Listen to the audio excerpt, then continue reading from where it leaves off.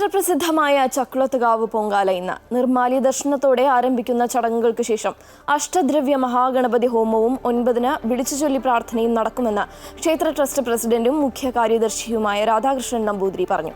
തുടർന്ന് ക്ഷേത്ര ശ്രീകോവിലിലെ കെടാവിളക്കിൽ നിന്നും പണ്ടാരടുപ്പിലേക്ക് അഗ്നി പകരുന്നതോടെ പൊങ്കാലയ്ക്ക് തുടക്കമാകും.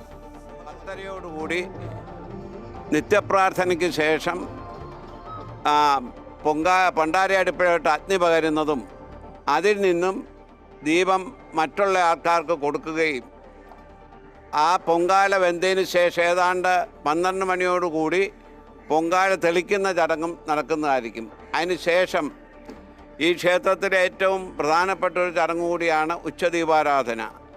ആ ചടങ്ങിന് ശേഷം പൊങ്കാലയുടെ അന്ന് വൈകിട്ട് പ്രസിദ്ധമായ കാർത്തിക സ്തംഭം കത്തിക്കുന്ന ഒരു വലിയ ചടങ്ങ്, അതായത് തിന്മകളെയെല്ലാം കത്തിച്ചു കളഞ്ഞുകൊണ്ട് നന്മയുടെ വിജയം അറിയിക്കുന്ന, അതുപോലെ അധർമ്മത്തെ നിഗ്രഹിച്ചുകൊണ്ട് ധർമ്മം വിജയിക്കുന്ന ഏറ്റവും വലിയൊരു പ്രധാന ചടങ്ങാണ് കാർത്തിക സ്തംഭം കത്തിക്കുക എന്ന് പറയുന്ന ചടങ്ങ്.